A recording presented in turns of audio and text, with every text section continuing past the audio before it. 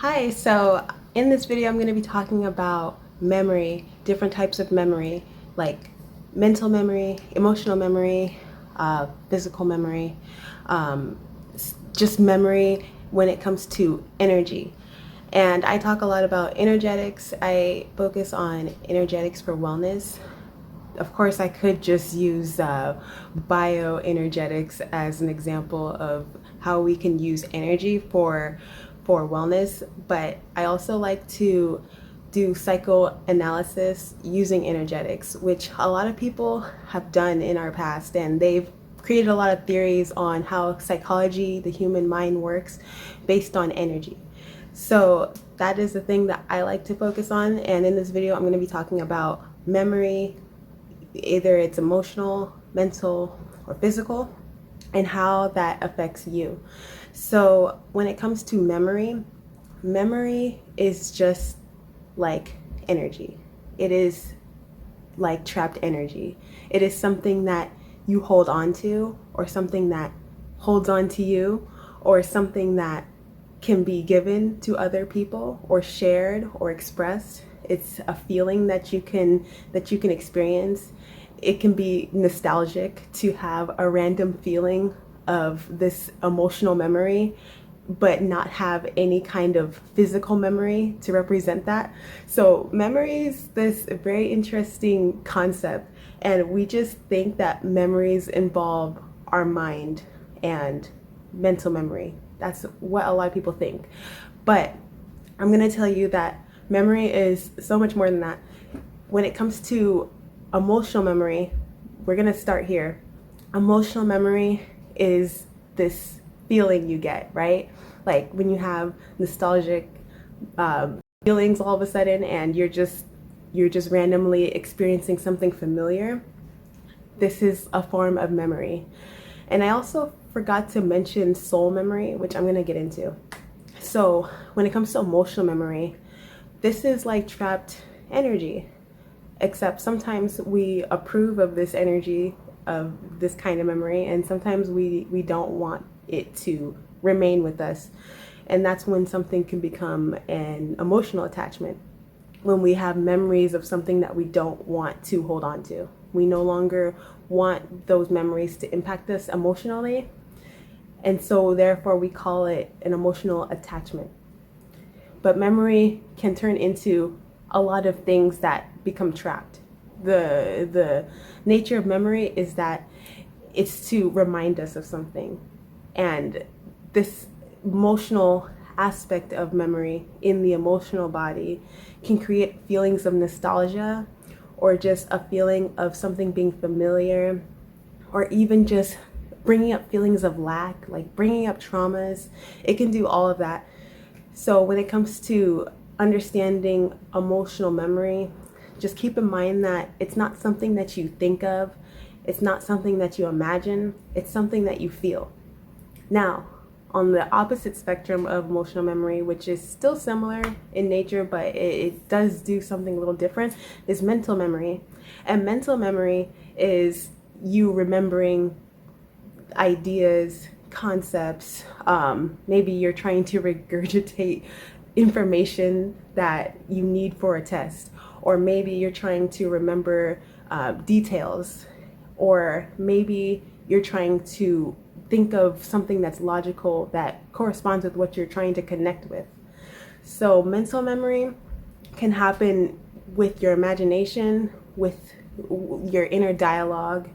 And when it comes to mental memory is based on what you know.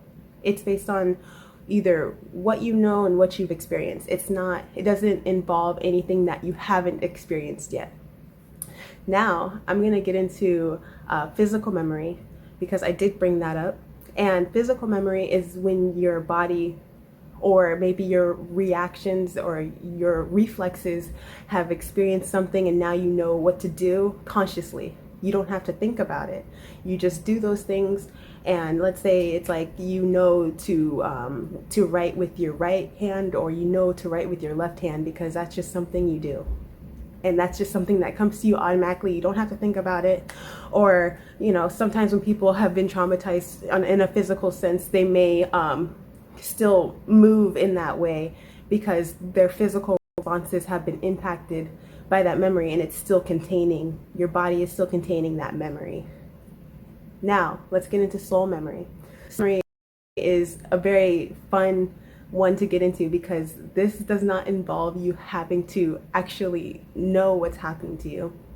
So I had barely experienced deja vu, but if you've experienced deja vu, you've felt like you've been somewhere before. You've dreamed of this moment that's happening, and you know that you haven't actually experienced it before, but you have that feeling that you have. Now, this is soul memory. Your soul has contained something. Either it was going through an astral travel and had experienced and picked up that experience before you physically experienced it, and before you actually knew about it, and before you actually emotionally became attached to it. Your soul contained it, and so it comes back to you in this feeling of, I've experienced this before. And it feels like emotional memory, because when your soul travels, it's traveling based on energy and emotion. So this kind of can blend into emotional memory, but the difference is that when it comes to the soul memory, the soul can experience anything. Like when you decide to astral travel, whether it be in your dreams or you're just having, you're using your imagination to experience something, and you have that moment of, I've experienced this before, but I've never been here. That is your soul containing that memory, and you reflecting back on that, or having a moment of becoming aware of that experience before you even knew that you experienced it. So how to put these things into inner work. Inner work involves a lot of awareness. I want to just say that too much awareness can be debilitating, but a good amount of awareness, you can overcome a lot of blockages. And so that's why I focus a lot on inner work. And when you're able to understand how your body contains these different forms of memory, it makes it easier to dissect which one of your energy bodies, or even which one of your chakras, or even which mind state you're using. The mind states pretty much are chakras, but we can create so many different chakras. Like there's the 7 major chakras, but you can create all sorts of chakras as a living mentality. You can create pretty much anything. So when you're able to correspond what kind of blockage you have to what kind of mind state or chakra you're using, it makes it a lot easier to kind of put everything in its place, like to categorize things and put things in places where you can organize your thoughts and your feelings, so then you can begin working through those blockages. And memory usually can block us. Like we can have memory block us when they're not good memories, or maybe we're making up, we're creating memories, like we're using our mental mind or our mental body to play out scenarios that haven't even occurred yet, just so we can rationalize an experience, or try to approach things logically before they even have a chance to play out. And when we do this, we're into certain reserves within ourselves, like these different ways of, either we're channeling back our imagination, we're channeling back our feelings and reflecting on them, we're channeling back how we feel inside, like our authentic self, how we feel. We're able to reflect back and find out where we could be blocked. And a lot of the times when we're blocked, it just has a lot to do with energy. Yes, physical factors does play a role in it eventually, because when you give something enough time to manifest, it will appear physically at some point, whether it be a person or a situation or a scenario. You're still going to somehow play out the energy that you're holding onto. So that's why it's really important to understand memory. when it comes to emotional or mental or physical or soul memory, these different types of memory allow us to either reflect back on our experience and have an experience that we can see, or it's to guide us, or it could just simply block us. And you just want to make sure that you know where you're directing that energy or how that energy is playing out in your life. Because in the end, that's all we're responding to is just energy. A lot of different energy, other people's energy, our own energy. But a lot of things that we experience, it's happening within. Usually first, it happens within first, and then you find a way to experience it outside of you.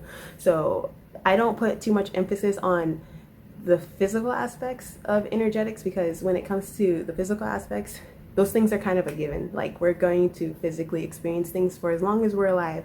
But when it comes to understanding energy in the forms of like your emotional well-being and your mental well-being, and just your soul's whole journey as a whole, it makes it easier to break down how you're using that energy, by seeing it as just energy and not putting too much of the physical world into it. I believe when we put too much of the physical world on how we feel and our mental wellness and how we feel like with our just inside of ourselves, just our inner world, when we put too much of the physical into it, it can create so much confusion, because it's not the first thing that's occurring. The physical isn't the first occurrence. Sure, things happen physically and they impact us. That is definitely something that happens. But we become impacted after seeing those things, and then we respond. So you can change how you see things. You can change your perspective just by seeing it as energy playing out. So I'm going to be writing more about memory, mental, emotional, physical, and soul memory. If you are interested in that, you can comment. I'm going to be working on writing about that. So hope you like this video, and I will see you in the next one. Bye.